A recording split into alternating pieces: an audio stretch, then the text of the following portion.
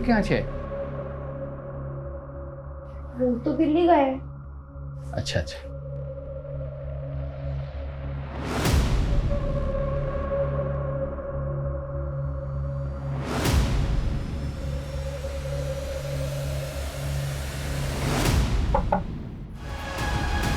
ये तो वही लड़की है। और इसके साथ ये दो औरतें कौन है? सर ये मेहंदी है, ये उसकी बेटी है और ये उसकी माँ है। हमारी मैडम कुछ फंक्शन वगैरह होता था तो उनको मदद के लिए बुलाती थी। तीनों को? नहीं, सिर्फ मेहंदी को। इन दोनों को तो मैंने पहली बार देखा था। अच्छा, इसके अलावा कुछ अजीब नोटिस किया तुमने? हाँ, एक बात अजीब लगी मुझे। कल जब मैं किचन में गया तब मेहंदी खीर लगा रही थी। आंसू करे छे, खीर तो बनी हुई थी ना, ये क्या डाल रही हो ऊपर से? फ्लेवर है, खीर में अच्छा स्वाद आ जाएगा। देखना सब हाथ चाट चाट के खाएंगे। इसका मतलब है उस खीर में ही जहर था सर, जिसे खाकर आधे लोग मर गए और आधे लोग हॉस्पिटल में हैं। उस औरत ने अपनी बेटी को भी जहर दे दिया और उस लड़की को भी। एक मिनट, इसका मतलब उस परिवार के अलावा वो 18 लोग भी अपनी जान से हाथ धोने वाले हैं? डॉक्टर्स का भी यही कहना है सर।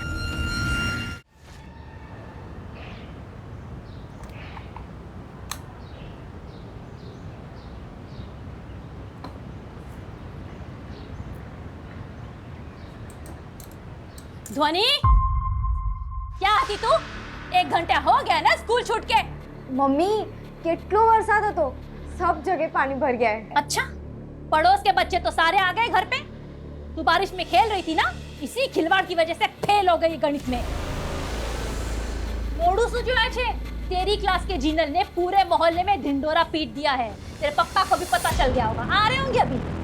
नहीं नहीं मम्मी, आपको तो पता है ना, एग्जाम के दिन मुझे 104 बुखार था, एना माटे मारू पेपर सारू नतु गयो। आप पप्पा को बोल देना प्लीज। हाँ, बात मने नहीं, तारा पप्पा ने समझाओ। लेकिन मम्मी,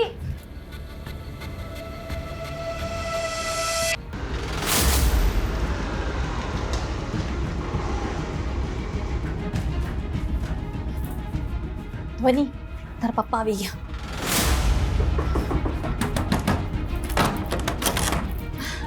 आपके लिए चाय बना दूं गरमा गर्म, या फिर सीधा खाना खाओगे आप? ध्वनि क्या छे? ध्वनि क्या छे? ध्वनि! मम्मी मैं बहुत बुरी हूँ ना, मेरे वजह से पापा ने आपको भी चिल्लाया। सांभड़ बेटा, तू मुझे देख रही है ना, मैं नहीं चाहती कि तू मेरे जैसी जिंदगी जिए। तने खबर छे, मैं नर्स बनना चाहती थी, देख क्या बनकर रह गई। ध्वनि, एक ही तरीका है अपनी जिंदगी को संवारने का। खूब मन लगाकर पढ़ाई कर, कुछ बन जा, अपने पैरों पर खड़ी हो जा और फिर अपनी जिंदगी अपनी तरीके से जी। समझ रही है ना बेटा? आराम से।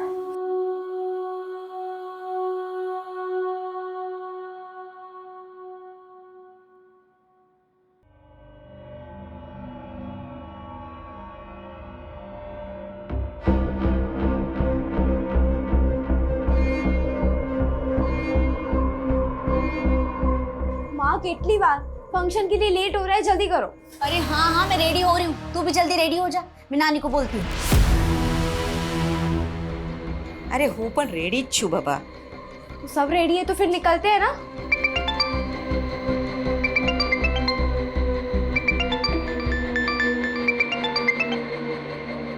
हेलो, तुम लोग फंक्शन के लिए निकले या नहीं? बस निकल रहे हैं।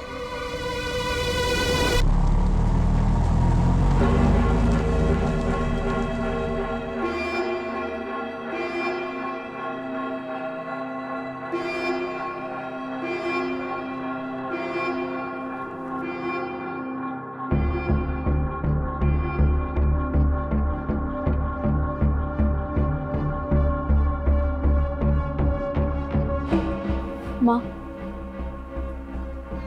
मैं भी डांस कर लूँ छेली वक्त, પછી ખબર नहीं कब डांस करने मिलेगा।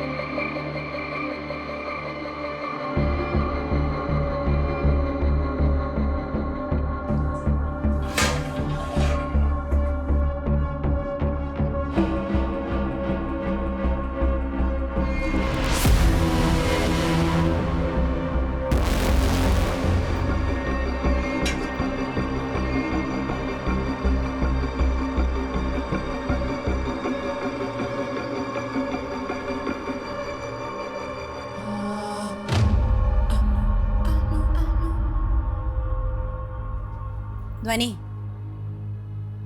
ध्वनि, चल लेट થઈ ગયો.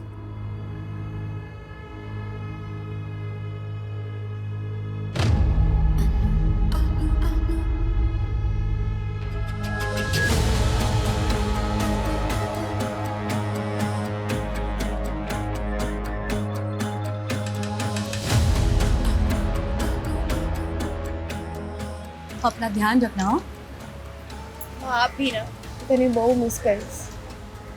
प्लीज मेरे को छोड़ के मत जाओ ना. ऐसा मत कर बेटा. तुझे पता है कि इतनी हिम्मत से ये फैसला लिया है. खबर नहीं હું તારા વગર કેવી રીતે રહીશ? हाँ हाँ बराबर છે. તું સારા પ્યાર બેટી पे લૂંટા દે. हाँ तो तारे માટે કાઈ નથી. हाँ, छोड़ दूंगी तेरे को. ठिकाना ही ले रखा है मैंने तेरा. माँ, कैसी माँ? क्या किया है तूने मेरे लिए? अपना रिश्ता ना एक समझौता है, उससे ज्यादा कुछ नहीं. और वो भी ना आज खत्म हो जाएगा. इसके बाद तुम मरे जिए मेरे को कोई फर्क नहीं पड़ता.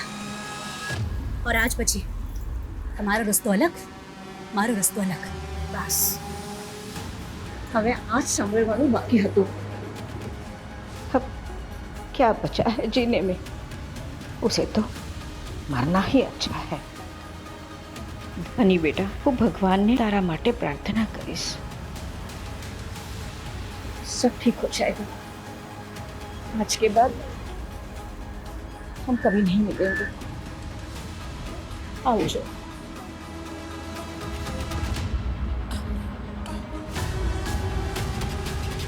मैं नानी को बहुत मिस करूंगी. जो भी हो, पर वो मेरा बहुत ध्यान रखती थी. मैं तो कल स्कूल के टिफिन में भी खीर लेके जाऊंगा. सारू छे.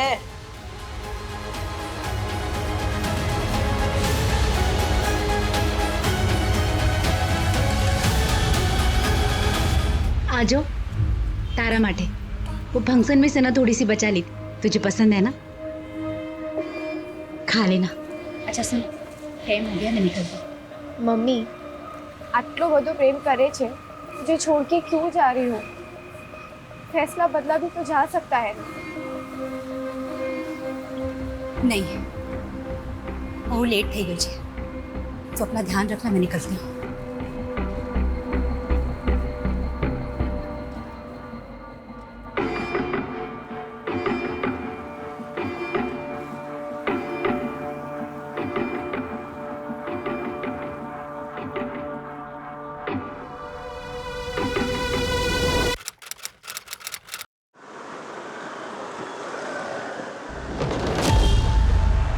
रुक रुक रुक रुक रुक रुक. पाछड़ ले, पाछड़ ले.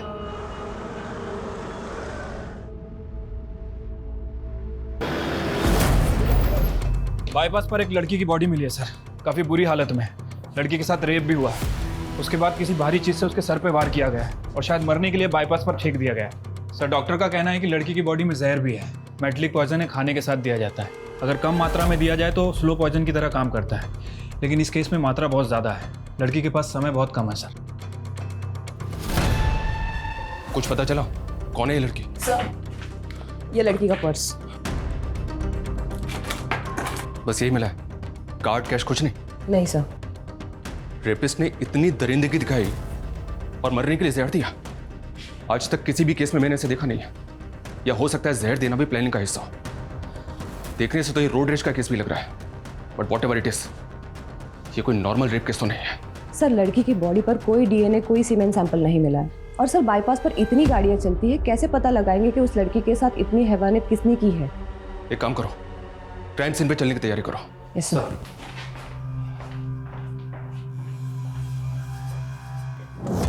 मेरी गट फीलिंग और जुर्म के तरीके को देखकर कह सकता हूं कि हमारी एक नहीं कई रातें काली होने वाली हैं.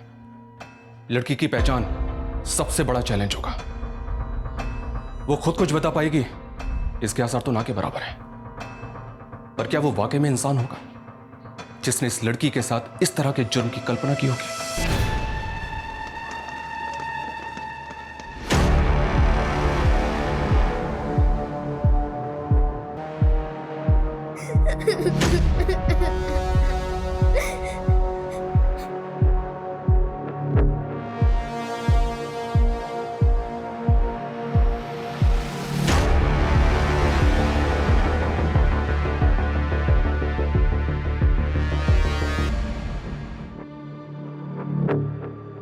બેટા ક્યાં નામ હે તમારા? ધ્વનિ. ધ્વનિ નામ છે મારું અને હું મારા મમ્મીની ફેવરેટ છું અને હું એમને બહુ પ્રેમ કરું છું. अरे बस कर हवे, सबको पता चल गया. चले घरे चले.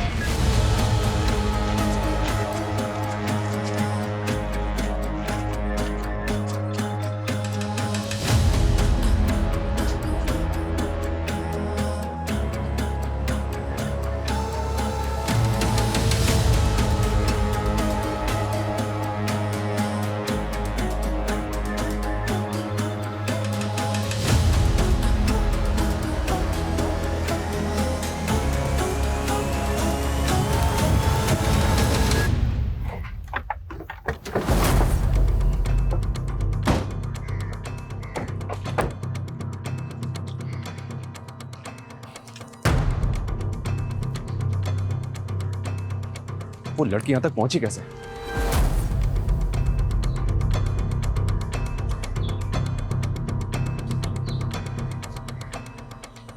ए सुनो, तुम रोज इसी जगह खड़े होते हो?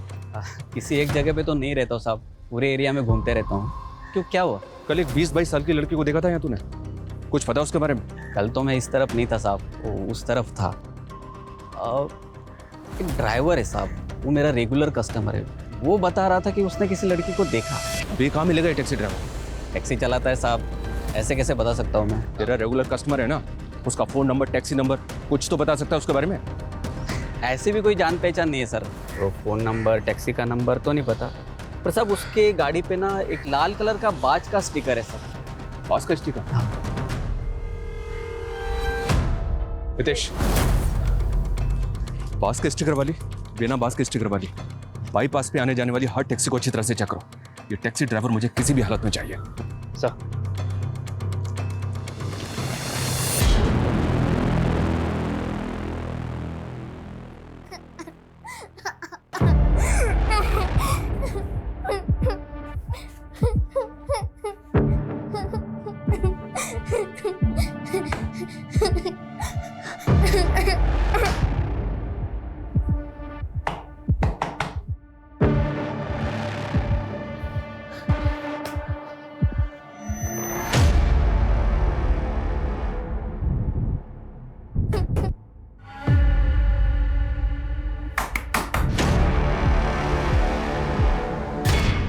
मैं हमेशा तेरे साथ रहूंगी.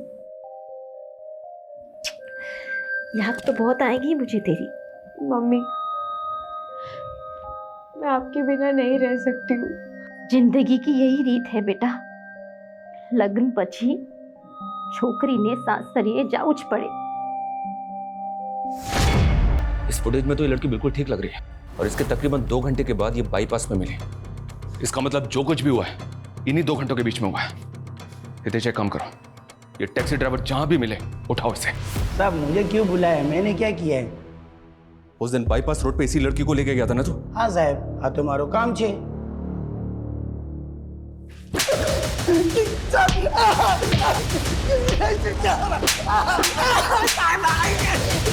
जल्दी बोल, क्या किया उस लड़की के साथ? बोल. मैंने क्या किया है साहब? रेप किया उसका, उसको जहर दिया और मरने के लिए बाईपास रोड पे फेंक दिया उसे. यह किया है तूने? नहीं साहब, मैंने कुछ नहीं किया, कसम से बोल रहा हूँ. मैंने इसको जनता कॉलोनी से बिठाया था और बाईपास रोड पे इसको सही सलामत उतार दिया था साहब. उतार दिया या फेंक दिया?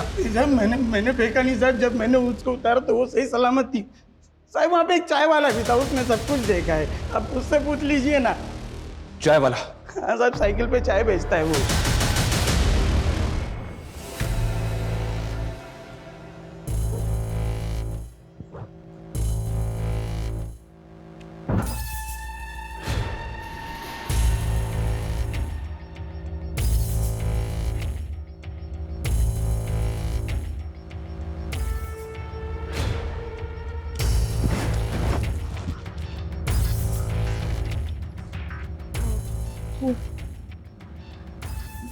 મારી તબિયત ઠીક નથી, मुझे बुखार है तो इसलिए प्लीज.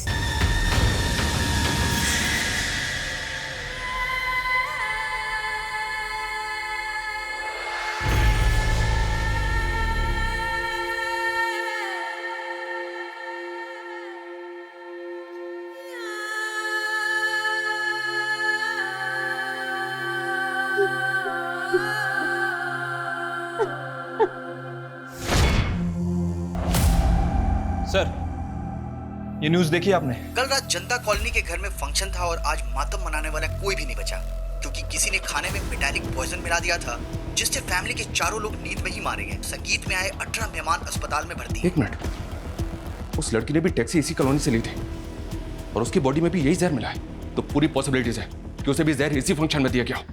हितेश, मूव।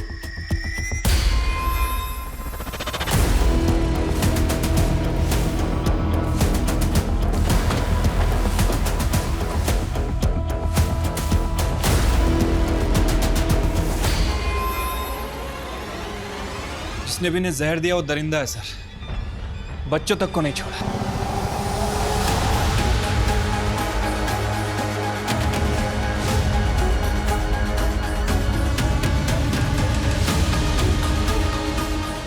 छह घंटे के अंदर अंदर ये मामला एक लड़की के रेप केस उसे जहर देने से बढ़कर मास मर्डर तक पहुंच गया।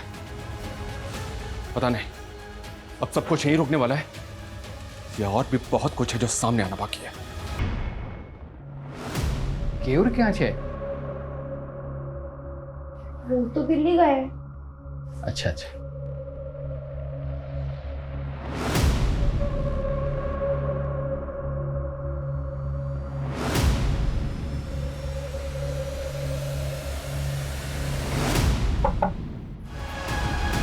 ये तो वही लड़की है और इसके साथ ये दो औरतें कौन है? सर ये मेहंदी है, ये उसकी बेटी है और ये उसकी माँ है। हमारी मैडम कुछ फंक्शन वगैरह होता था तो उनको मदद के लिए बुलाती थी। तीनों को? नहीं, सिर्फ मेहंदी को। इन दोनों को तो मैंने पहली बार देखा था। अच्छा, इसके अलावा कुछ अजीब नोटिस किया तुमने? हाँ, एक बात अजीब लगी मुझे। कल जब मैं किचन में गया तब मेहंदी खीर लगा रही थी। आंसू करे छे, खीर तो बनी हुई थी ना, ये क्या डाल रही हो ऊपर से? फ्लेवर है, खीर में अच्छा स्वाद आ जाएगा, देखना सब हाथ चाट चाट के खाएंगे। इसका मतलब है उस खीर में ही जहर था सर, जिसे खाकर आधे लोग मर गए और आधे लोग हॉस्पिटल में। उस औरत ने अपनी बेटी को भी जहर दे दिया और उस लड़की को भी। एक मिनट, इसका मतलब उस परिवार के अलावा वो 18 लोग भी अपनी जान से हाथ धोने वाले हैं। डॉक्टर्स का भी यही कहना है सर।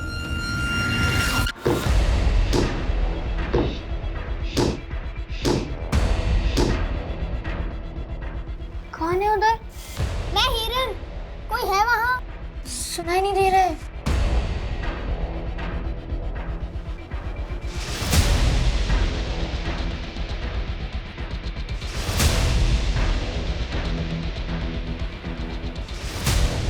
एक मिनट, तुम्हारे पास पेपर का ग्लास है? क्या? पेपर का ग्लास।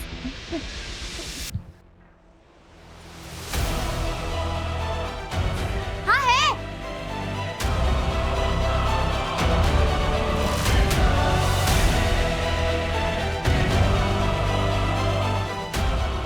फोल्ड करो और ये धागा उसमें डाल के गांठ लगा दो।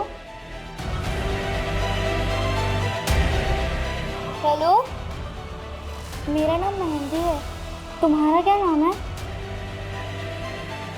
हिरन।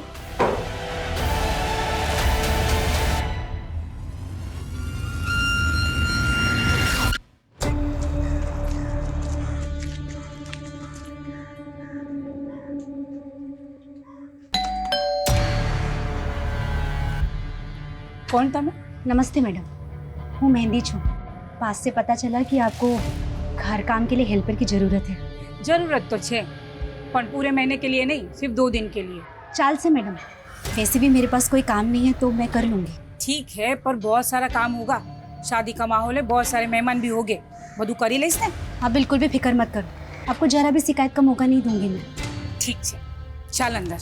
ये हमारा किचन है, हाँ, અને આગળ જઈને પછી આ हमारू बेडरूम और ये मेरे बेटे का बेडरूम, हाँ, और ये आगे जाके यहाँ पे ऊपर टेरेस और ये हमारा हॉल। ठीक है, तुम जाके ना किचन में थोड़े से बर्तन है वो पहले घिस लो, बाकी का काम मैं बाद में बताती हूँ। हाँ, जाओ।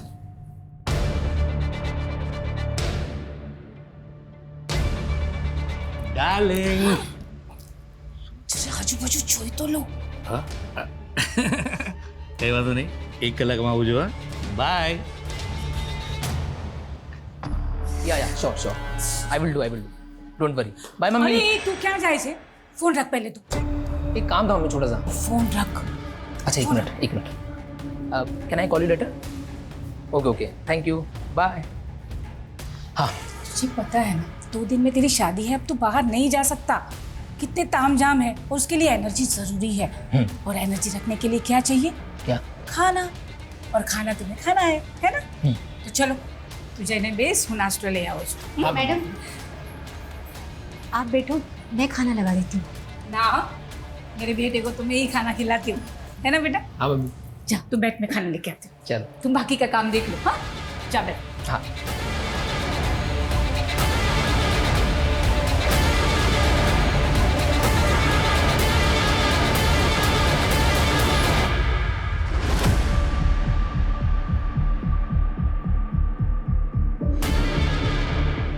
हाँ सर, काले जोजू हतू ये दोनों यहीं बस स्टॉप पर बैठे थे। ये यहाँ से कहाँ गई कुछ पता है? सर ये तो नहीं पता, क्योंकि मेरी बस आई जब तक दोनों यहीं थे, उसके बाद मैं निकल गया। ये नानी भी थी इनके साथ? सर इनको तो नहीं देखा, बस वो दोनों ही थी।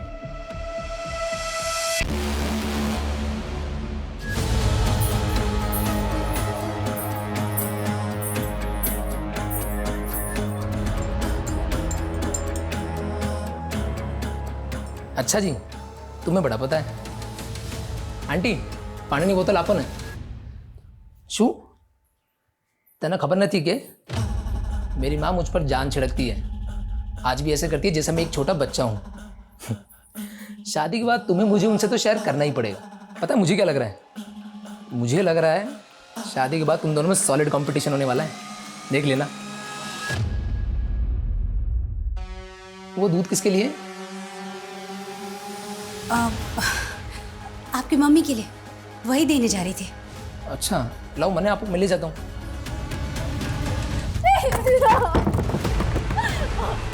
प्लीज दरवाजा खोलो प्लीज।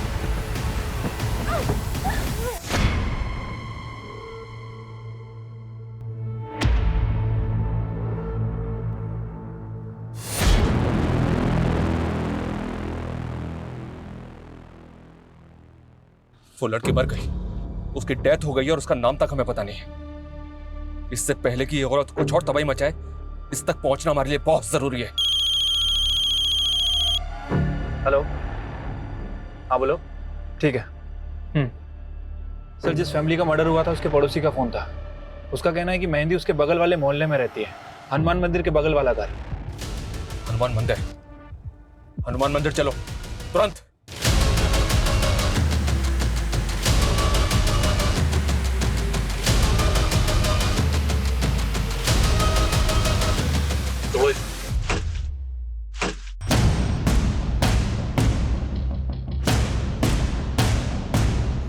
घर को अच्छी तरह से सर्च करो, देखो कहीं कुछ मिलता है क्या।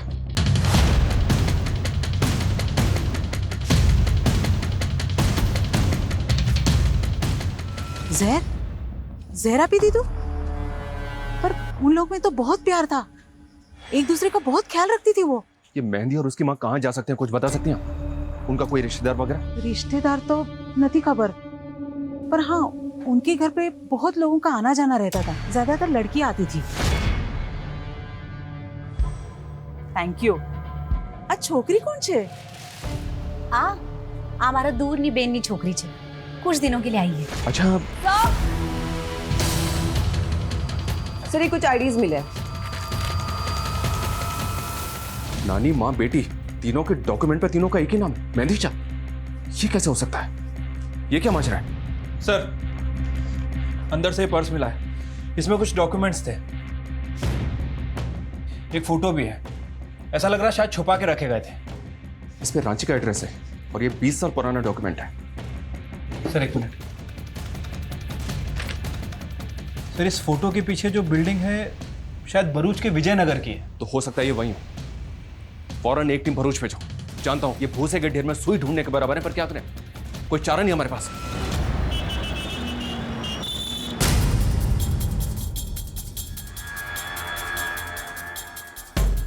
एक मिनट सुनना, इसको देखा है तुमने? सर ये तो जमुना भाई है और ये उनका बेटा मयूर। इन तीनों में से किसी को पहचानते हो?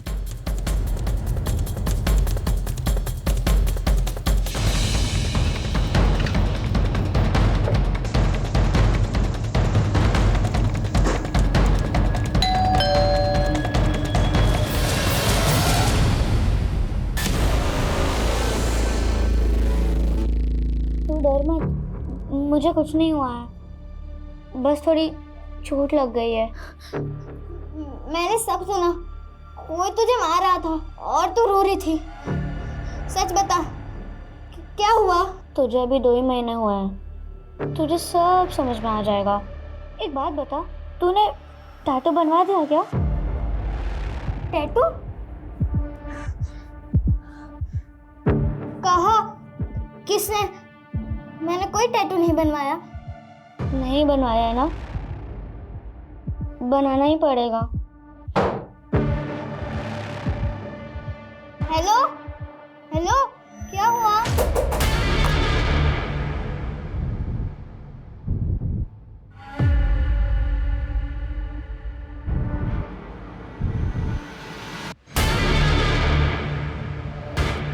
सब चुरा लिया, सारा महंगा कीमती सामान सब उड़ा लिया। बेदिवस बची मारा लगन छे। पता नहीं कहां से घूमती फिरती आई थी। मम्मी ने तो हेल्प करने के लिए रखा था उसे, शादी का काम संभालने के लिए। हमने शू खबर की वो चोर निकलेगी। जमुना दास जी, अजीब बात है, आप अपनी पहली पत्नी को नहीं पहचान पाए?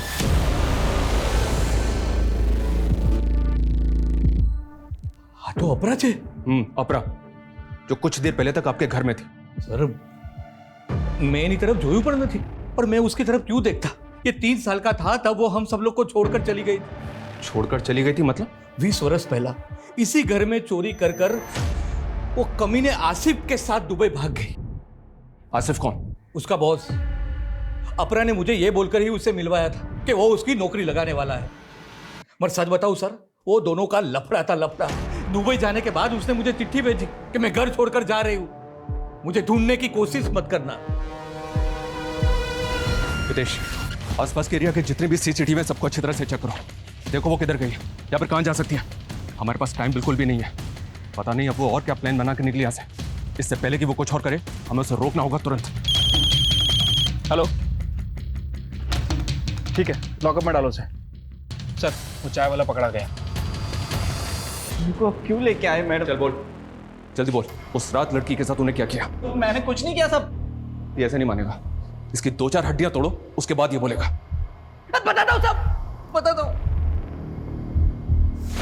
मेरी जान से भी ज्यादा प्यार करता हूँ मैं तुझसे। तेरे सिवा कोई दिखता ही नहीं है मुझे। सुनना, एक कस्टमर आया, मैं बाद में बात करूं?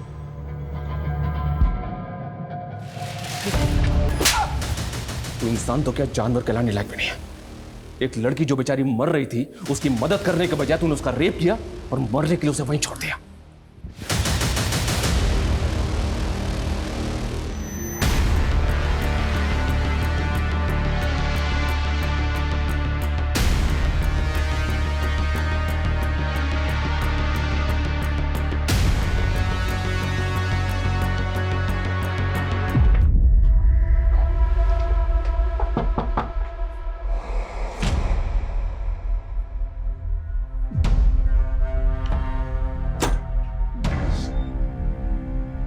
ये ध्वनि का घर है?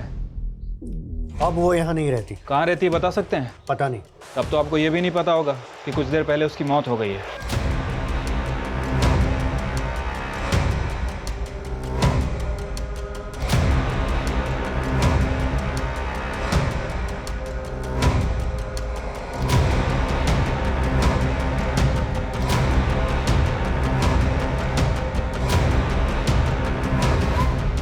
मैं मारी ध्वनि ने। आपकी वजह से उसकी मौत हुई मतलब? 4 साल पहले वो यहाँ आई थी, जब उसके ससुराल वालों ने उसे घर से निकाल दिया था। उन्हें बड़ी खबर थी कि उसके ससुराल में उसके साथ क्या हो रहा था। उसकी मम्मी ने बताया था मुझे। ध्वनि ने फोन आई, वो तो बहुत रो रही थी। वो उसके साथ जबरदस्ती हो रही है। क्या फालतू बात कर रही है? नहीं, पति नहीं, ससुर। हाँ, शू बोले ये? दोबारा ऐसी फालतू बात की ना तो मुझसे बुरा कोई नहीं होगा, समझे? जा, काम करने दे। मेरे ही डर से मेरी बेटी अपने ही घर में नहीं आ पाई। तो उसके बाद वो कहाँ गई आपको नहीं पता? मैंने पता भी नहीं किया। समाज के डर से। उसकी माँ भी उसको याद कर करके रो रो के चली गई। मैंने तो लागे इसकी मौत का जिम्मेदार भी मैं ही हूँ। आपको पता है कि वो इतने टाइम कहाँ थी? देखिए 4 साल पहले वो कहाँ थी वो तो हमें नहीं पता, लेकिन कुछ दिनों पहले वो भरूच में किसी अपरा की बेटी बनकर रह रही थी। भरूच? अपरा? जब उसके अपनों ने ही उसे नहीं अपनाया तो दूसरों को अपना बनाकर जीने लगी। 4 साल पहले धोनी जब गायब हुई वो 17 साल की थी सर। तो मतलब जब उसकी मौत हुई वो 21 साल की थी। Okay. Hello sir, MG bypass पे एक औरत ने एक रिक्शा वाले और एक सवारी पर चाकू से हमला किया है। सर, उन दोनों को हमने हॉस्पिटल भेज दिया है और उस औरत को पुलिस स्टेशन लेकर आ रहे हैं। सर, मुझे लगता है ये वही औरत है जिसे हम ढूंढ रहे थे।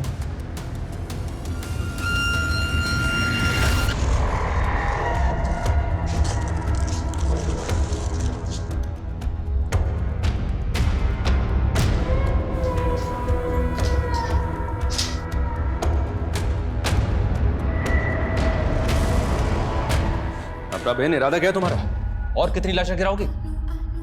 अपने घर में तुम इसलिए गई थी ना, किसे मारना चाहती हो बोलो? अपने पति की दूसरी बाइडी को। वो दूध किसके लिए?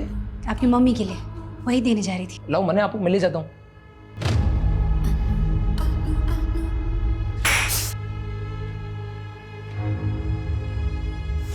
पर मारा नहीं, सिर्फ चोरी की। क्यों? क्योंकि मेरा पति और मेरा बेटा उसके साथ खुश है। मयूर उसे ही अपनी माँ मानता है। उसे तो शायद पता भी नहीं कि मैं उसकी माँ हूं। अभी मुझे सीधी तरह से ये बताओ, क्यों कर रही हो ये सब? खत्म कर देना चाहती हूँ हर उस चीज को, हर उस इंसान को जिसने मेरी जिंदगी बर्बाद की। त्यारस मैंने शांति मठ से। पर तुम तो अपनी मर्जी से गई थी ना, चिट्ठी भी भेजी थी तुमने। चिट्ठी मैंने नहीं, आसिफ ने भेजी थी, ताकि जमुना कभी मुझे ढूंढे ही ना। मैं जमुना की वजह से इस नरक में गिरी। अने जमुना ये शू करियो? नकली चिट्ठी पे भरोसा कर लिया। मतलब? जमुना की कमाई कुछ खास नहीं चल रही थी, हमें पैसे की जरूरत थी, तो मैं नौकरी के लिए निकली। मेरा बेटा छोटा है तो मैं वो फुल टाइम जॉब नहीं कर पाऊंगी। पार्ट टाइम जॉब रहेगा ना तो वो मैं कर लूंगी। जमुना, मैं ना बहुत लकी हूँ जो आसिफ जैसा बॉस मिला। 6 महीने हो गए लेकिन जॉब में कोई भी प्रॉब्लम नहीं है बोलो, और बहुत ध्यान रखता है। मुझे तो लगता है ना हमारी लाइफ एकदम अच्छी हो जाएगी। अपरा दुबई का एक काम आया है, 1 वीक की ट्रिप है भाई। फैमिली फंक्शन मैनेज करना है। तुम खूबसूरत हो, अच्छे मैनर्स हैं, अच्छे पैसे भी मिलेंगे। बताओ, जाओगी? पैसे की बहुत जरूरत थी। मैं उसके साथ दुबई चली गई। वहां जाके पता चला कि खेल कुछ हो रही है। मुझसे मेरा पासपोर्ट छीन लिया और मुझे बेच दिया। तो तुम वापस इंडिया कैसे आई? जब मैं किसी काम की नहीं रही तो आसिफ ने मुझे वापस बुला लिया। क्यों? तुम वापस अपने घर पे जा सकती थी ना, क्यों नहीं गई? आसिफ मेरे वीडियोस बनाता था और मुझे ब्लैकमेल करता। रोटली, घर यानी कपड़ा देकर मुझे बच्चियों को तैयार कराने के काम में लगा दिया। बच्चियों को तैयार करना मतलब? कौन बच्चियां? किस लिए? गरीब मजबूर बच्चियां जिन्हें वो फुटपाथ से उठा था, और उनके माँ बाप को सपने दिखाता कि उन बच्चियों को पढ़ाएगा, लिखाएगा और बड़ा करके उनका लगन करवाएगा। तुम उन बच्चियों के साथ क्या करती थी? सिर्फ मैं नहीं, फाल्गुनी भी यही काम करती।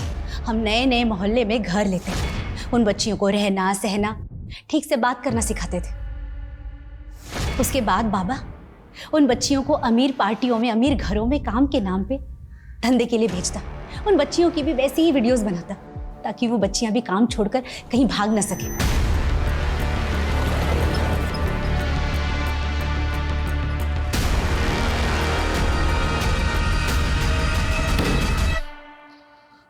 लोगों से अपनी बच्चियां दे क्यों देते? ऐसा क्या करता है वो? मजबूर गरीब बच्चियों का फायदा उठाता, उनका मसीहा बनकर जाता। वो मासूम बच्चियां उसे बाबा कहकर बुलाती। हमारो QR कोड छे।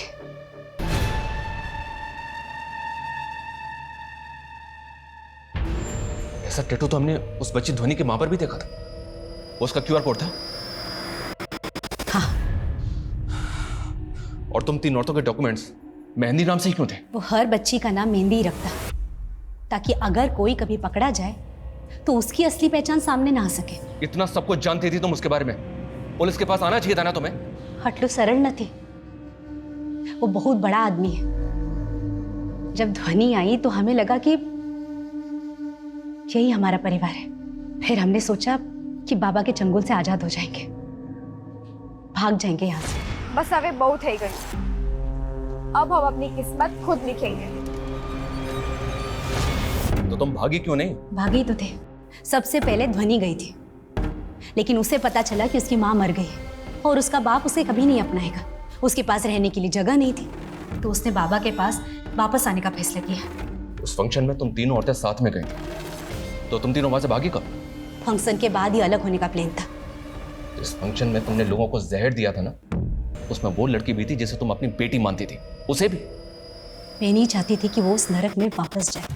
बाबा के फायदे के लिए वो रोज मरे, इससे अच्छा तो एक बार में मर के मुक्ति पा जाए।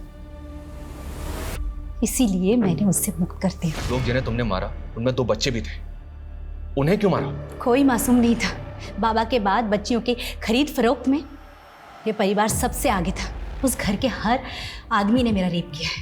मैंने सोच लिया था जब भी मौका मिलेगा ना, मैं सबको खत्म कर दूंगी। तुम्हें पता है, उस परिवार के अलावा भी तुमने 18 लोगों की जान ली। ज्यादा भी होते ना तो फर्क नहीं पड़ता। कभी किसी ने मेरा दुख सुना, और गेहूं के साथ ना घुन भी पिसता है, वही हुआ। अगर वो परिवार जिंदा रहता ना तो पता नहीं कितनी बच्चियों की जिंदगी बर्बाद होती। आज तारीख सोचिए, 12 जुलाई। क्यों? बचा लीजिए, उन बच्चियों को बचा लीजिए। किन बच्चियों को बचाने? किसकी बात कर रही हो तुम? मेहंदी और हिरन 10 साल की बच्ची हैं। बाबा उन्हें पाकिस्तान गुजरात बॉर्डर पर बेचने वाला है। हेलो, बिना पेमेंट हुए माल बॉर्डर नहीं पहुंचेगा। उसका नंबर है तुम्हारे पास? हाँ। हितेश, उसका नंबर नोट करो और पता करो कि इस बाबा की करंट लोकेशन क्या है। Move fast.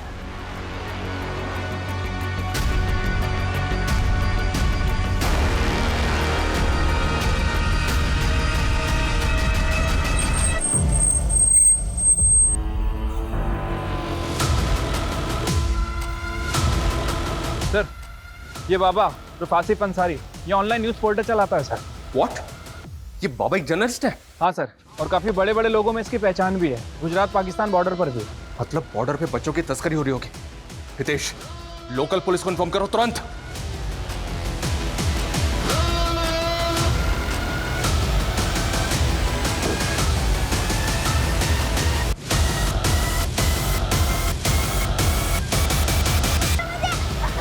इसको पकड़ो।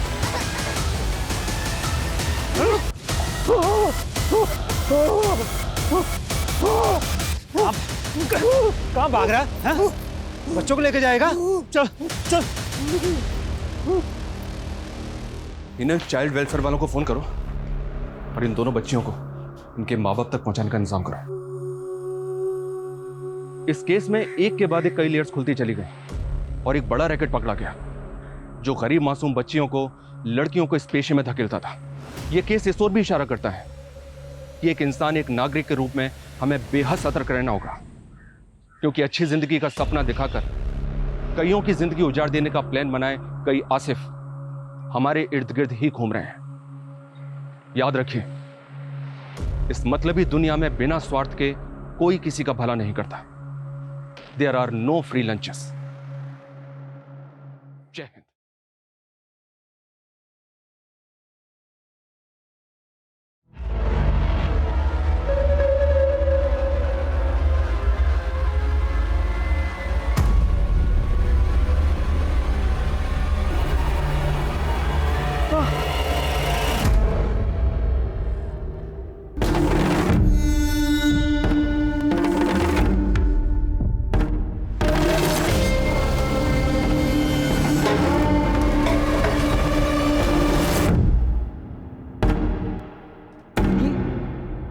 तो क्या कर रहा है? तू यहाँ क्यों आई है? तुझे टांग अड़ाने में बहुत मजा आता है ना? तुझे पता है ना टांग अड़ाने वालों के साथ क्या होता है? नहीं पता? नहीं पता? चल जा, चल जा ना।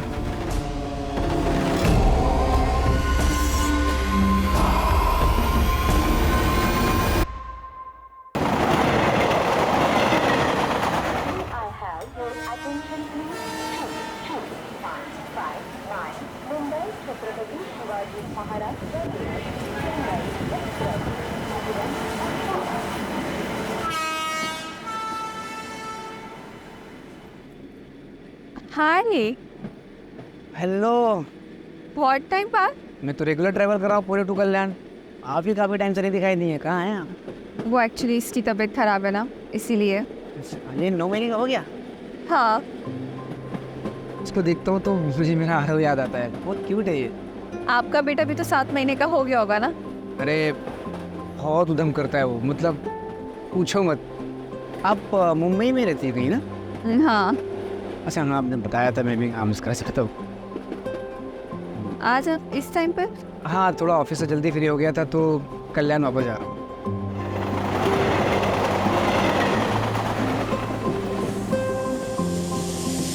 आई थिंक मेरा स्टेशन, हाँ मेरा स्टेशन आ गया।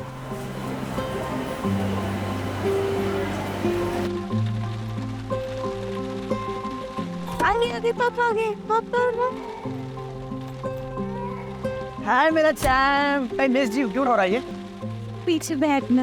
अरे तो पीछे रखो ना फिर।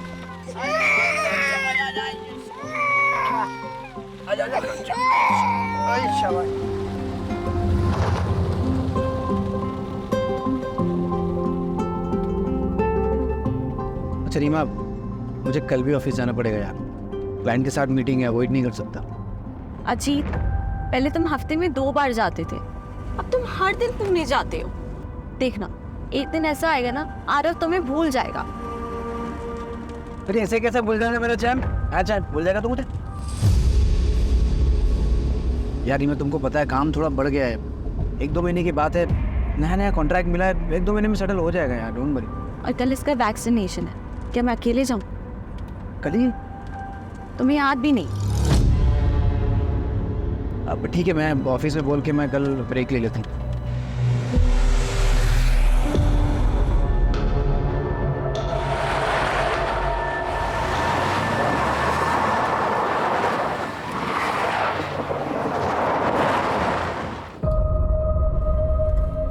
हाँ, क्यों रोका? छोटा सा काम है, आता हूँ। कहाँ जा रहे हो? आ रहा हूँ।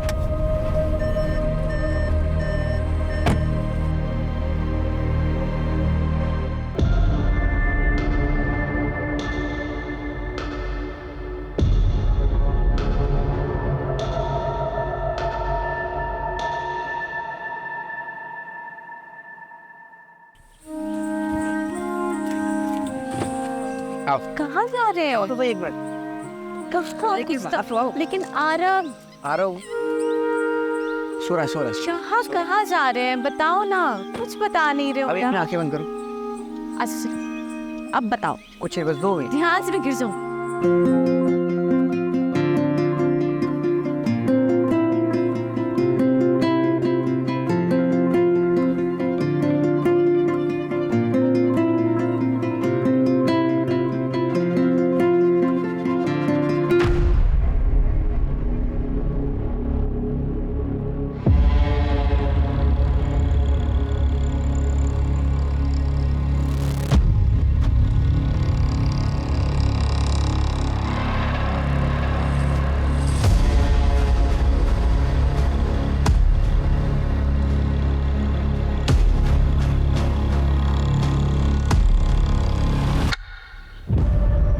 अच्छा सुनो ना, आसपास कोई वॉशरूम है क्या?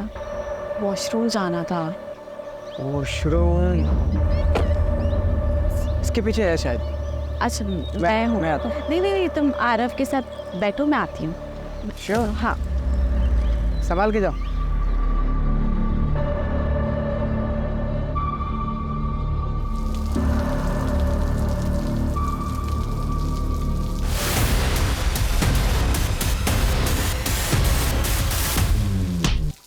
कौन है?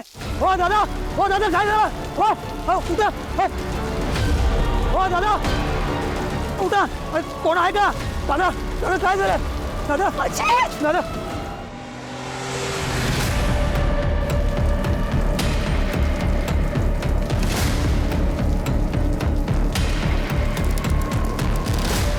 साहेब साहेब अहो त्याला मारलं, रॉडने मारलं आणि तिकडे पाहायला येत नाही तो. तर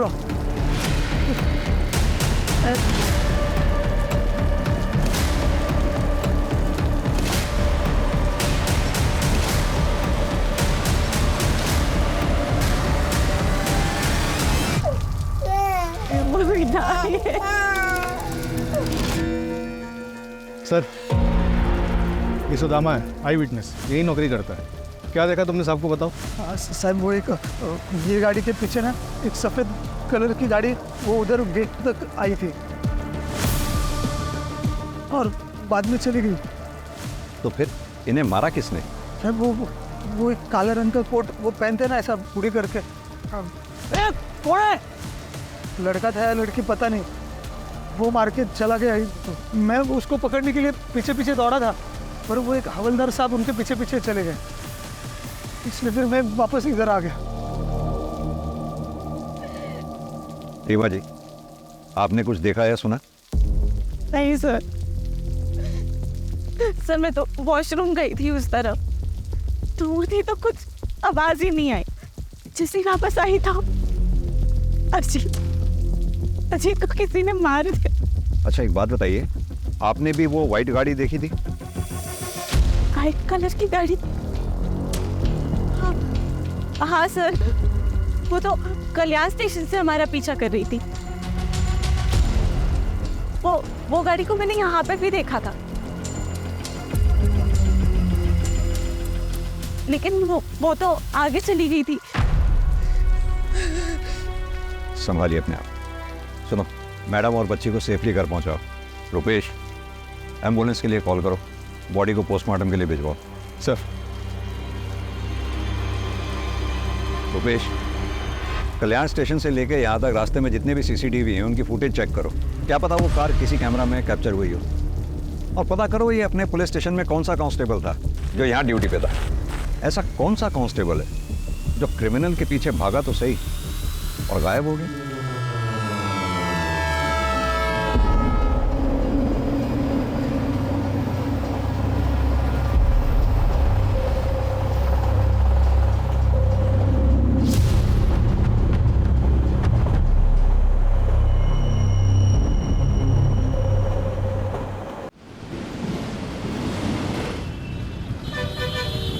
सर पोस्टमार्टम रिपोर्ट के मुताबिक अजीत की मौत सर पे किसी भारी चीज़ के वार की वजह से हुई, और जैसे कि आई विटनेस सुदामा ने बताया, मारने वाले के हाथ में लोहे की रॉड थी. और सीसीटीवी में कुछ पता चला? सर वो कार तो देखी है, लेकिन उसके नंबर प्लेट पे एक ब्लैक कलर का स्टिकर लगा हुआ था, इसलिए नंबर नहीं दिखा. और ये अजीत काम क्या करता है? सर उसका एसी का शोरूम है, इंडस्ट्रीज़ में एसी की सप्लाई करता है. उसके ज़्यादातर क्लाइंट्स पुणे में, इसलिए पुणे कई बार अप एंड डाउन करना पड़ता था. पुणे में उसका ऑफिस विमान नगर में. ऑफिस में कोई दुश्मनी वाला एंगल? नहीं सर, ऐसा कोई एंगल सामने नहीं आया. उस कांस्टेबल के बारे में पता चला जो क्राइम लोकेशन पे देखा गया था, जो क्रिमिनल के पीछे भागा था? पता कर रहे हैं सर. ये जो कोई भी है जरूर अजीत के मर्डर के इरादे से ही आया होगा, क्योंकि अजीत के पास से कुछ चोरी नहीं हुआ. डेफिनेटली ये पर्सनल एंगल ही है. अजीत की फैमिली में कौन कौन है? सर अजीत की माँ बचपन में ही गुजर गई थी. उसके बाद उसके फादर सुनील पाटिल ने दूसरी शादी की, सविता पाटिल के साथ. कौन कर सकता है ऐसा मेरे बेटे के साथ? उसने तो कभी किसी का कुछ बुरा भी नहीं किया. नाटक बंद कीजिए आप अपना. ये सब आपका किया था. मैंने तो मेरे पति अजीत को मरवा डाला और अब माँ बनने का नाटक कर रही है.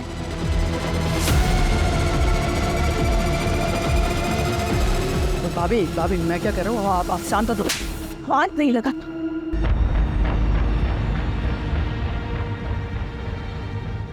बहू सदमे में है, इसलिए ये सब बातें बोल रही है. अजीत भले ही मेरा सगा नहीं था, लेकिन वो मुझे अपने सगे से बढ़कर था. वो मेरा बेटा ही था. और जैसे हर घर में झगड़े होते भाइयों के, वैसे ही अजीत और शिव के भी झगड़े होते थे. शिव उठ, आज तुझे मेरे साथ ऑफिस जाना था ना, चल जल्दी बोले ट्रेन मिस होगी. नहीं भैया आज नहीं, कल लेट आया ना तो नींद पूरी नहीं हुई है। अरे ऐसा कैसे चलेगा तेरा? ग्रेजुएशन कंप्लीट हो गया है तेरा, या तो बिजनेस ज्वाइन कर या तो आगे की पढ़ाई पूरी कर। 6 महीने से तो घर पे पड़ा हुआ है, या तो सोता रहता है तो पार्टी करता है। क्या रे तेरा है? लेक्चर देने का बोलना है क्या? भाई है ना, भाई बन के रहे, बाप बनने की कोशिश मत कर। शेर, ये तू कैसी बातें कर रहा है? वो तेरे भले के लिए बोल रहा है ना, और तू उसके साथ इतनी बदतमीजी से बात कर रहा है। माफी मांग उससे। कहाँ जा रहा है तू? दोस्त के घर पे सुकून से सोने। रे शिव, बहुत है कि तेरी मनमानी। रेडी हो और ऑफिस चल। हाथ लाऊं ना कुछ माला। जाऊ दे अजित, विनाशकाली विपरीत बुद्धि। पर ये आई जितना अच्छा बनने की कोशिश कर रही है ना, उतनी अच्छी वो है नहीं। वो नाटक कर रही है। उन्होंने कभी भी मेरे पति अजीत को अपना नहीं माना था। शिव, किधर जा रहा है? जा मेरे कमरे में जाके सो जा। अरे जा ना। अंदर तो बहुत नाटक कर रही थी तू। करना पड़ता है। प्रॉपर्टी में हिस्सा नहीं चाहिए क्या? और तेरा भी गुस्सा ना थोड़ा कम ही रख, समझ लिया? वो सिर्फ प्रॉपर्टी के लिए सारा नाटक करती है। तो क्या आपको लगता है कि प्रॉपर्टी की वजह से ये लोग अजीत का मर्डर करवा सकते हैं? हाँ सर, बिल्कुल। क्योंकि बाबा ने अजीत के नाम पे पूरी प्रॉपर्टी और बिजनेस कर दी थी, और बाबा ने अजीत को ये अथॉरिटी दी थी कि जब शिव पूरी तरीके से बिजनेस हैंडल करने के लिए रेडी हो जाएगा तब प्रॉपर्टी का बंटवारा कर सकते हैं। उन्होंने कभी भी शिव को सौतेला भाई नहीं माना, हमेशा दिल से अपनाया है। लेकिन शिव ने अजीत को कभी भी अपना परिवार नहीं माना, और इन सब चीजों का नतीजा आपके सामने है सर। संभालिए अपने आप। सास बहू में कहा खिटपिट नहीं होती है सर, लेकिन एक बात कहूंगी, अजीत साहब और रीमा दीदी बहुत अच्छे लोग हैं। यहाँ कब से काम कर रही हो? यही कुछ 2-4 महीने पहले। कैसे लगी थी नौकरी? वो अजीत साहब ने एजेंसी से बात की थी, मैं एजेंसी के जरिए यहाँ आई।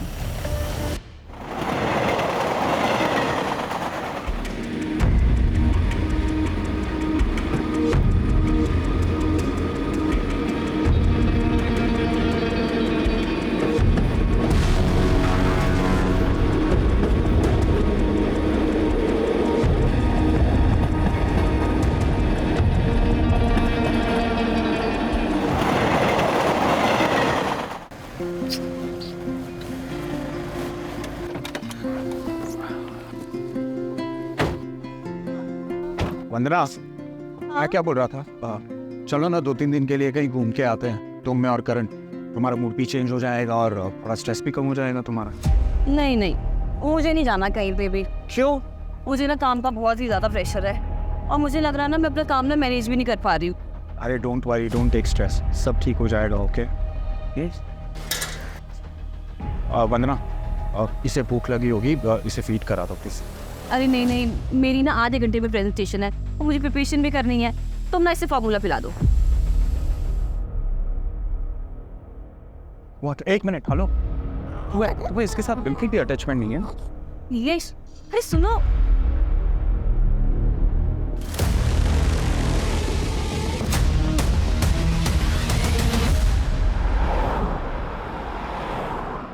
सर, क्राइम सीन पे जो कांस्टेबल देखा गया था, जो क्रिमिनल्स के पीछे भागा था, उसका कुछ पता नहीं चल रहा है। ऐसा कैसे हो सकता है? उस दिन वो ड्यूटी पे था, भले ही किलर्स को ना पकड़ पाया हो, लेकिन उसे आसपास के पुलिस स्टेशन या फिर कंट्रोल रूम में रिपोर्ट तो करना चाहिए था।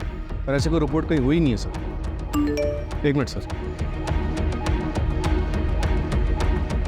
सर, अजीत की सीडीआर रिपोर्ट आ गई है। सर, अजीत के पिछले 3 महीने से 1 नंबर पे कई बारी बात हो रही थी, किसी दृष्टि अवस्थी का। दृष्टि अवस्थी? हाँ सर, वो अजीत की एक्स गर्लफ्रेंड थी। अजीत ने मुझे उसके बारे में शादी के टाइम बताया था।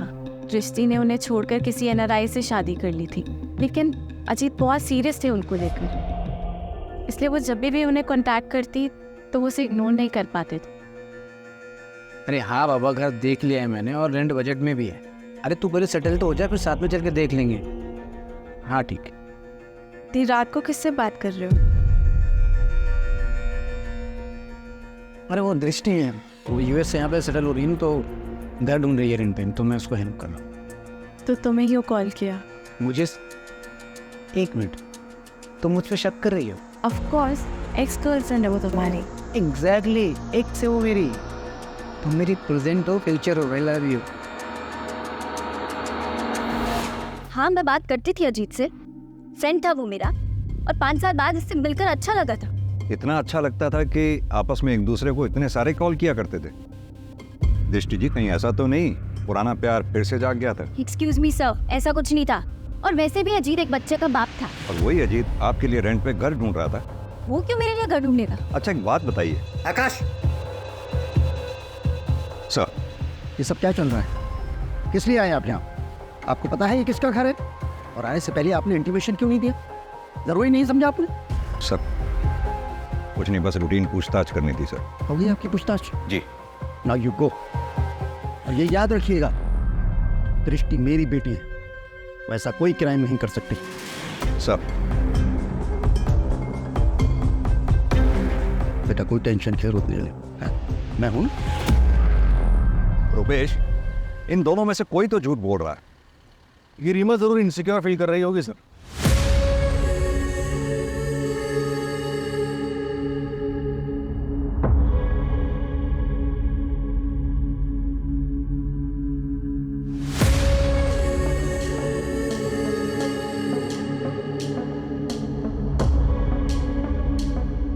और उसे लग रहा हो कि अजीत उसे चीट कर रहा है, या फिर यह भी हो सकता है कि जलन दृष्टि की तरफ से थी। दृष्टि जिसे प्यार समझ रही थी, दरअसल वो अजीत की तरफ से दोस्ती थी। और ये बात जब दृष्टि को पता चली होगी तो उसने अपना इरादा बदल दिया होगा और शायद अजीत। सर आपके कहने का मतलब है कि दृष्टि ने अजीत को, या फिर टारगेट रीमा थी, क्योंकि रीमा वॉशरूम चली गई, अजीत बेचारा वहां रह गया और इसलिए मारा गया। एक काम और करो, ये अजीत की सौतेली माँ सविता, शिव और दृष्टि, इन सब के मोबाइल की लोकेशन चेक करो, पता करो घटना वाले दिन क्या ये क्राइम लोकेशन के आसपास थे। ये दृष्टि डीसीपी सर की बेटी है। अगर ये दृष्टि इस केस में इन्वॉल्व है तो उसने अपने सारे ट्रैक्स बखूबी क्लियर किए होंगे और इस काम में उसने जरूर किसी की मदद ली होगी। क्राइम लोकेशन से गायब हुआ कांस्टेबल,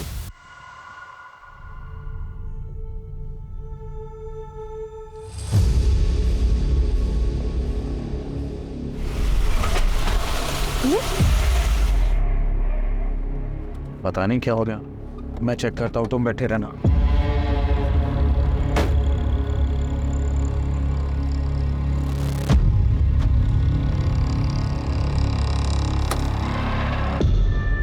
क्या हुआ नीलेश?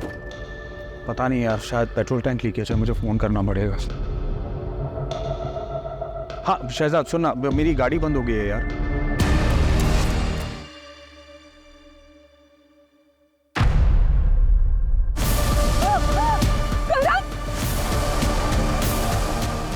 क्या हुआ? करण नहीं है गाड़ी में। सर मेरा बच्चा, आराम से बताइए क्या हुआ आपके बच्चे को? सर हम लोग लंच करके वापस आ रहे थे, मेरा बच्चा पीछे गाड़ी पे था। क्या हुआ नीलेश?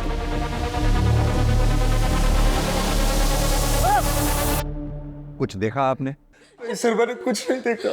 हाँ सर वहाँ पे ना एक बाइक वाला था, कोई पुलिस वाला उसे चला रहा था और उसके पीछे जाके ना पता नहीं सर वो औरत थी या मर्द, एक ब्लैक हुडी में से वो जाके बैठ गई सर मेरे बच्चे को बचा लीजिए।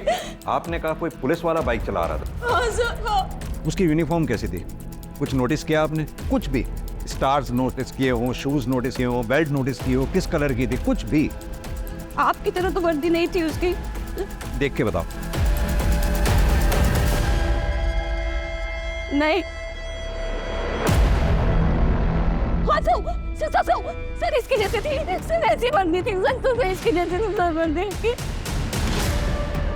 मैं उसको पकड़ने के लिए पीछे पीछे दौड़ा था, पर वो एक हवलदार साहब उनके पीछे पीछे चले गए। कामले, बच्चे की डिटेल्स ले लो, आप इनको डिटेल्स दे दीजिए। आप फिक्र ना करें, बच्चे को ढूंढने की पूरी कोशिश करेंगे।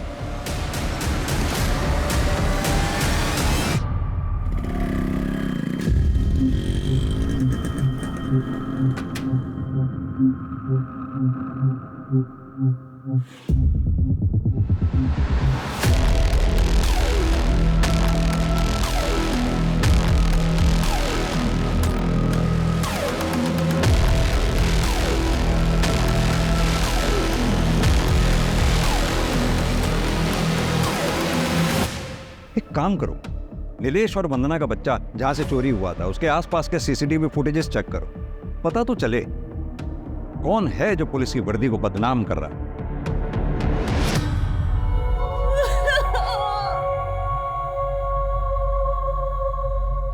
तुम्हें नहीं चाहिए था ना बच्चा, चला गया ना मेरा करंट। कहाँ होगा, कैसा होगा? मैं माँ हूँ इसकी, वो तो बस काम की वजह से थोड़ा परेशान रहती थी, पर मैं अपनी करण की बिना मैं नहीं रह सकती, मैं नहीं रह सकती। नीलेश मुझे मेरा करण लाके दो, नीलेश मुझे मेरा करण लाके दो, प्लीज लाके दो, प्लीज मुझे मेरा करण लाके दो।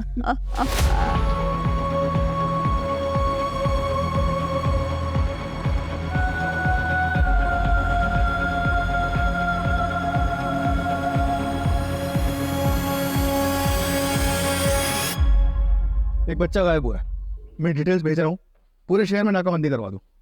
या उन्हें पैरालिसिस है पर आप तो जा सकती हैं। देखिए आपका भी ध्यान बटेगा और उनको भी अच्छा लगेगा, वो आपके लिए परेशान हो रही होगी। नहीं नहीं तो मैं यहाँ से अभी नहीं जा सकती। अगर मैं चली गई तो शिव और आई मेरे आरव का मुझसे हक छीन लेंगे। अजीत की पूरी प्रॉपर्टी अपने नाम कर लेंगे वो लोग, मुझे कुछ मिले ना मिले। मैं अपने आरव के साथ ऐसे नाइंसाफी नहीं होने दूंगी। अगर अजीत यहाँ होते तो ये सब कभी नहीं होता।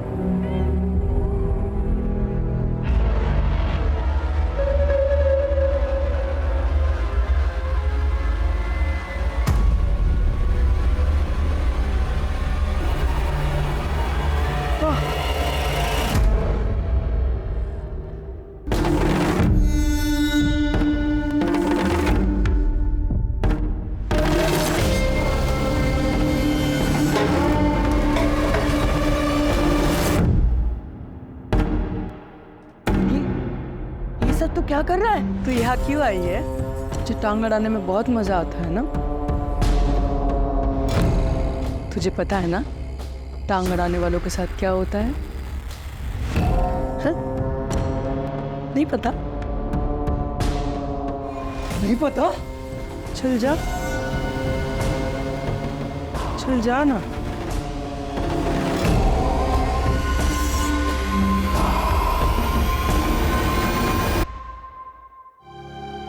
चला मैं तुझे मंदिर छोड़ता हूँ। अरे रहने रे, आए नहीं आए दे मुझे। आई गई। अरे काय झालं? काय झालं? काय नाही, काय नाही। अरे इधर इधर।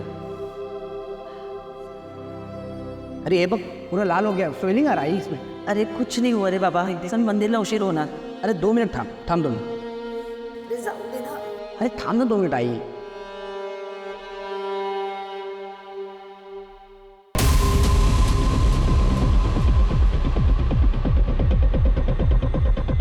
ये आगे वाला प्ले कर लो।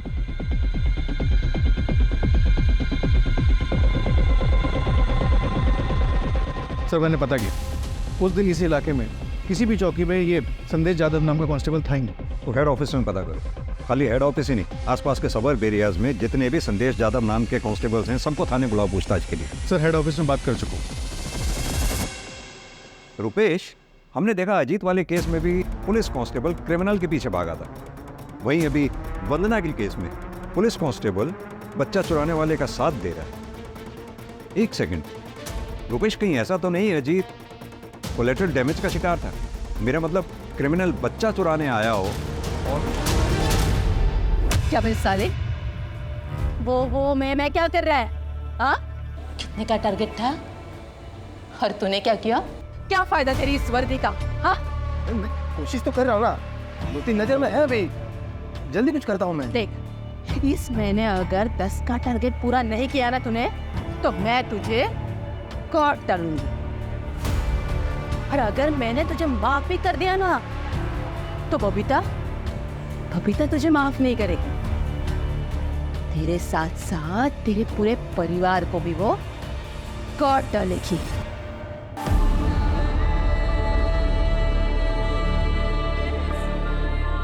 देखो डॉगी, देखो डॉगी, डॉगी दिखा, डॉगी दिखा, डॉगी दिखा आ रहा हूँ, डॉगी दिखा, दिखा, देखो देखो दिखा दिखा दिखा।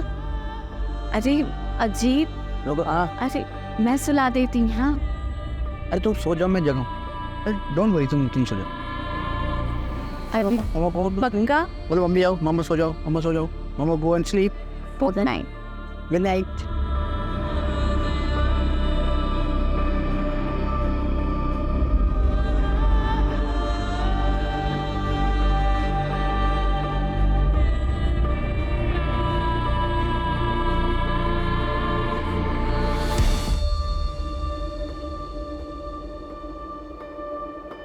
नीतू, आरव को नहला के ये कपड़े पहना देना।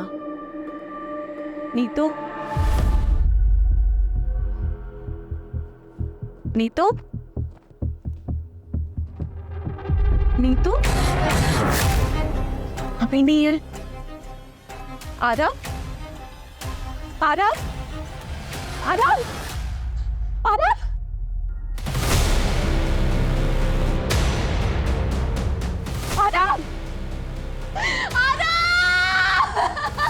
काय झालं रे रिमा? काय झालं रे? हाँ? आपकी नैनी नीतू रहती कहाँ पर है? एक सेकंड सर।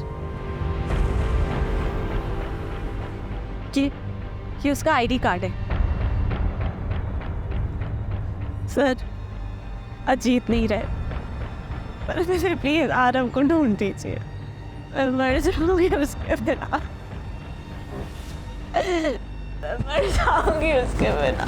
आप चिंता ना करें रुपेश, घर के बाहर आसपास कोई भी सीसीटीवी है तो उसमें देखो जरा, वो बच्चे को लेके कहाँ गई है। सर। हाँ सर, कोर्ट में पेशी है सर कल। जी सर, एक बात पता चली है, नीलेश और वंदना की यहाँ एक मालिश वाली हायर हुई थी, 2 महीने से वहाँ काम करी थी। एजेंसी से उसकी डिटेल्स निकलवाई हैं। आप तो सर ये देखिए कौन है।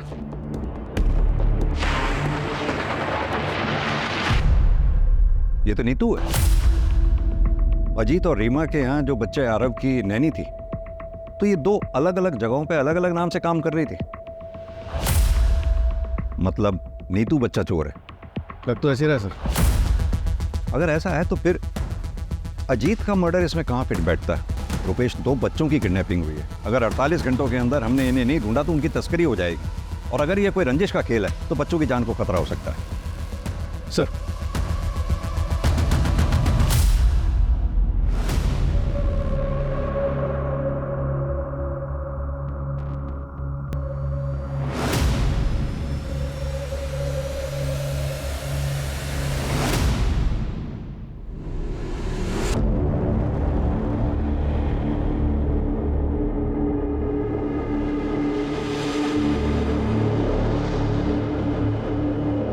वंदना, क्या कर रही हो तुम? क्या कर रही हो वंदना? नीलेश, मैं करण के बिना नहीं रह सकती। मुझे मेरा बच्चा चाहिए, मुझे मेरा बच्चा चाहिए। मैं नहीं जी सकती।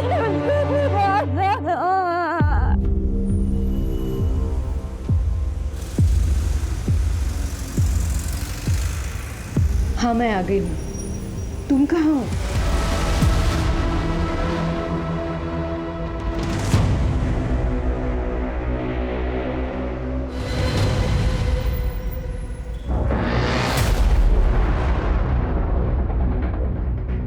बॉडी को पोस्टमार्टम के लिए भेजो।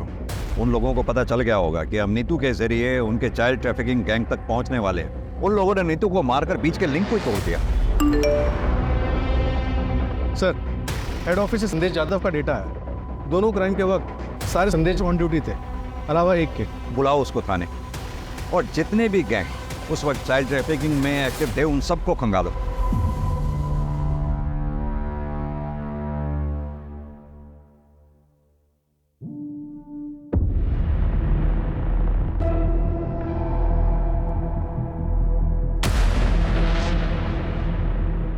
क्यों चुराया ये बच्चा? सर ये मैं नहीं हूँ सर। मैं बच्चा क्यों चुराऊंगा? सर मैंने ऐसा कुछ नहीं किया सर। नेम प्लेट दिखाई दे रही है, नाम पढ़ो ध्यान से। संदेश यादव। करेक्ट। सर ये कोई दूसरा संदेश जादू भी हो सकता है, या फिर किसी ने मेरे नाम की झूठी नेम प्लेट बना के ये कांड किया हो। जिस दिन ये बच्चा गायब हुआ, डिपार्टमेंट में जितने भी संदेश यादव नाम के हेड कांस्टेबल हैं, सब ऑन ड्यूटी थे सिवाय तुम्हारे।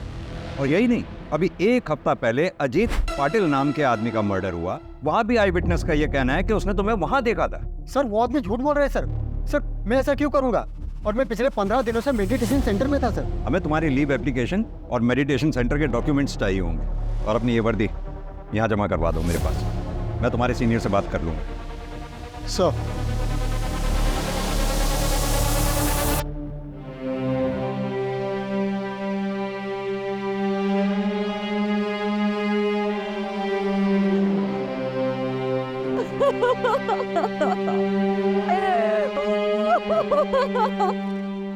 सर, ये बोरीवली पुलिस स्टेशन में केस दर्ज हुआ था। 15 दिन पहले 8 महीने का बच्चा किडनैप किया गया था, और ये कांजूर मार्ग मेन मार्केट से 2.5 महीने पहले 6 महीने का बच्चा किडनैप किया गया। ये नाला सोपारा से 1 महीने पहले 6 महीने का बच्चा किडनैप किया गया था। सर, इस तरह से पिछले 3 महीनों में 20 बच्चों को किडनैप किया गया। इन सारे केसेस में कोई भी रैंसम की कॉल नहीं आई, और इन सारे केसेस में फैमिली ने हाल ही में नैनी को हायर किया। एजेंसी से? हाँ सर, लेकिन अलग अलग एजेंसी से, और सबके बैकग्राउंड भी चेक किया, लेकिन कुछ मिला नहीं। हो सकता है कि ये लोग फर्स्ट टाइम ऑफेंडर्स थे, या फिर ये भी हो सकता है कि आज तक कभी पकड़े नहीं गए, कि कोई क्रिमिनल रिकॉर्ड बने। इन सब में हमारे पास सिर्फ एक ही नाम था, नीतू, जिसे मारकर उन्होंने वो लिंक भी तोड़ दिया, जिसकी लास्ट लोकेशन कल्याण स्टेशन थी। कल्याण स्टेशन? यही सोच रहा था मैं रुपेश कि बच्चे जब भी किडनैप होते थे या ऐसे किस्से होते थे तो शहर में हर जगह नाकाबंदी लगा दी जाती थी, सभी police station checking point create कर देते थे। फिर ये लोग बच्चों को लेके इतनी चालाकी से इतने क्लीनली कैसे निकल जाते थे? क्या मोड ऑफ ट्रांसपोर्ट रहता था इन लोगों? जाहिर सी बात है, फ्लाइट तो पॉसिबल है नहीं, उसमें चेकिंग होती है। बाई रोड ये लोग जा नहीं सकते क्योंकि शहर में हर जगह चेकिंग पॉइंट से नाकाबंदी लगा रखी थी। अब बची ट्रेन में इतनी चेकिंग नहीं होती, उसमें आसानी से बच्चों को यहाँ से वहाँ ले जाया जा सकता है। और अब तुम बता रहे हो कि नीतू के फोन की लास्ट लोकेशन भी कल्याण स्टेशन थी, मतलब कल्याण स्टेशन से बच्चे ट्रांसफर हो रहे हैं। हमें पता चला है कल्याण जंक्शन से बच्चों की तस्करी हो रही है। सर, आपको जो मदद चाहिए बताइए, अगर ऐसा हो रहा है तो हम सबके लिए जिम्मेदारी है। हमें पूरे स्टेशन के सारे प्लेटफॉर्म्स के CCTV फुटेजेस चाहिए होंगे। और हाँ, हो सकता है औरतें बच्चों के साथ हो। कोई भी औरत अगर आपको बैग के साथ या बच्चे के साथ दिखती है, फौरन ट्रैक करो। सर, मैं अरेंज करवाता हूँ। Thank you.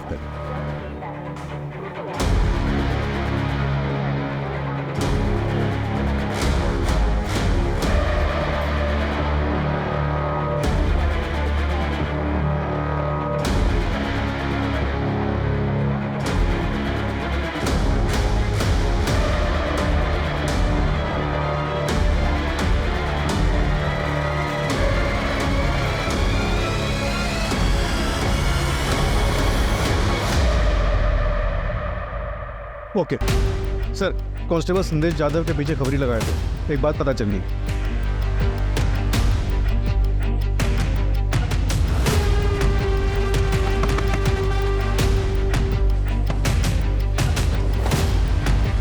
सर, आप यहाँ पे? हाँ, हम यहाँ पे। Sir please.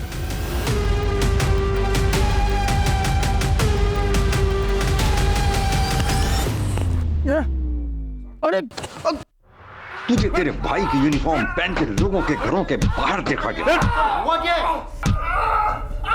तू ही था ना अजीत के मर्डर के टाइम वहां? तेरा खेल खत्म हो गया है मनोज यादव। कल्याण में जब उस कपल का बच्चा चोरी हुआ, उसके बच्चे को चुराने में भी तूने उसका साथ दिया। किसके लिए काम? बताओ। मेरे पास कोई काम नहीं था। फिर कुछ दिन पहले मुझे एक औरत मिली, उसने मुझे अच्छे खासे पैसे ऑफर किए थे साहब। उसे पता था ना तेरा भाई कांस्टेबल है और ये छुट्टी पे है, मेडिटेशन सेंटर में है। हाँ साहब, उसे पता था, तभी तो उसने मुझे काम दिया। और उसने मुझे आसपास के इलाकों में नज़र रखने के लिए बोला। जो फैमिली में 1 साल से कम उम्र के बच्चे हैं, उनकी इंफॉर्मेशन निकालने का और उनके फ़ोटोज़ भेजने के लिए बोला था साहब। इस काम के मुझे 10,000 रुपये मिलते थे। फिर उसने मुझे बच्चे चुराने का काम दिया, उसकी मुझे 75,000 रुपये मिलने लगे। लेकिन बच्चे हैंडओवर किसको करता? किसे हैंडओवर करता था वो? सब बोल। उसी औरत को, अर्चना को। उसके अलावा मैं किसी को नहीं जानता साहब। ताला तोड़ना पड़ेगा।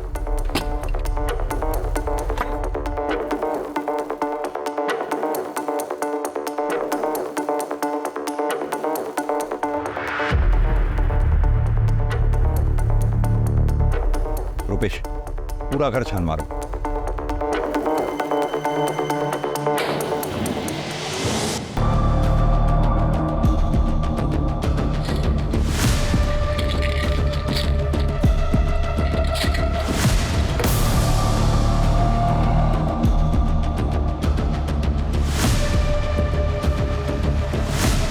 सर इधर आइए प्लीज। हाँ रुपेश, ये देखिए।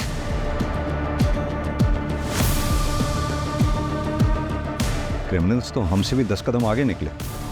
मैं तो सोच रहा था इन लोगों को हम सूट और साड़ी में देख रहे थे, ढूंढ रहे थे। इनफैक्ट अगर ये ऐसे ब्लेजर और ट्राउजर पहन के बच्चों को लेकर घूम रही होंगी और मेरे पास से भी निकल जाएंगे तो मैं तो नहीं पहचान पाऊंगा।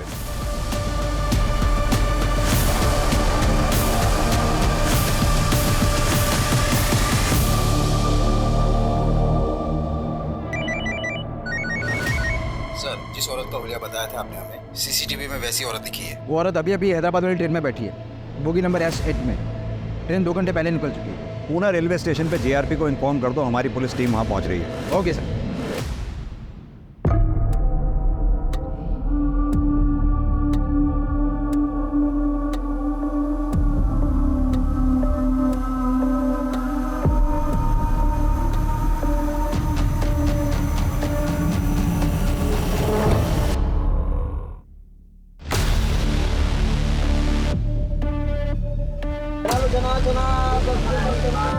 वड़ा पाव है, वड़ा पाव।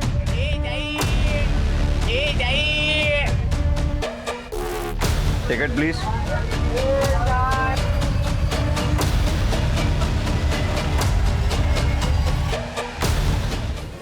सर पूरा प्लेटफॉर्म चेक कर लिया लेकिन वो कहीं नहीं मिली। लगता है पुलिस स्टेशन के बाहर निकल गई। 1 मिनट, टॉयलेट। बैठो। हेलो, कौन है? Sorry madam.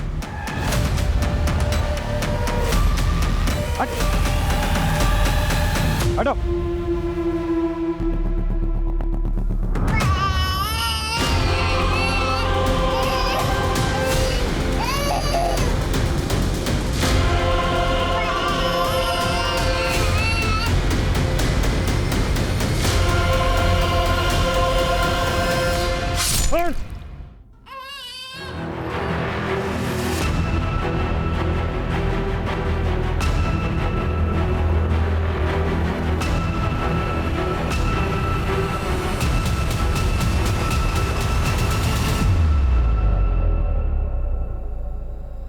हमें ये तो पता चल गया तुम लोग बच्चे कैसे चुराते थे, ट्रैफिकिंग कैसे करते थे।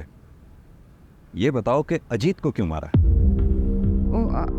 अजीत ट्रेन में मिला था, वो बहुत फ्रेंडली था और उसने बताया कि उसका बच्चा 7 महीने का है। तो मुझे लगा कि टारगेट सामने से खुद ही चल के आ रहा है, लेकिन हमें टारगेट्स ज़्यादा देता था। इसीलिए मैंने नीतू को अजीत के यहाँ काम पे लगवाया। लेकिन हम अजीत का बच्चा किडनैप करते और उसे मुंबई के बाहर सप्लाई करते। अजीत को मुझ पे शक हो गया था। ये आपका बच्चा नहीं है क्या? नहीं, ये मेरा ही है। लास्ट टाइम तो कोई और बच्चा था। अच्छा, वो मतलब वो मेरी बहन के पास है मेरा बच्चा और उसका बेटा मेरे पास है। Excuse me. वो मेरी फ़ोटो खींच रहा था तो मुझे यकीन हो गया कि इसको शक है और ये पुलिस के पास जा सकता है। तो मैंने जादव को फ़ोन किया और बोला कि इसका पीछा करो और मौका देख के मार डालो। जादव और उसके बंदे ने वैसा ही किया ताकि पुलिस मर्डर के इन्वेस्टिगेशन में ही फंसी रहे। मतलब नीतू को सिर्फ इसलिए मार दिया तुम लोगों ने क्योंकि हम नीतू तक पहुंचने वाले थे? और वो तुम्हारी साथी कहाँ है? बच्चे कहाँ हैं? रीमा का बच्चा हैदराबाद में और वंदना का नागपुर में।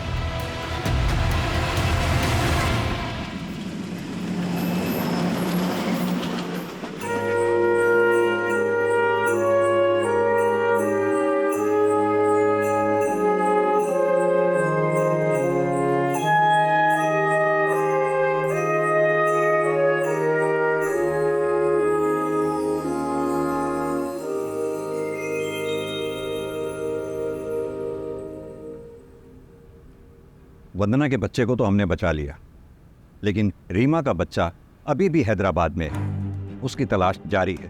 हमें ऐसे ही और 45 बच्चों की तस्करी की इंफॉर्मेशन मिली। हमने उनका भी रेस्क्यू प्रोसेस शुरू कर दिया है। चाइल्ड ट्रैफिकिंग एक अमानवीय अपराध है। जितने गुनहगार वो लोग हैं जो बच्चों को बेचते हैं, उतने ही गुनहगार वो लोग हैं जो बच्चों को खरीदते हैं।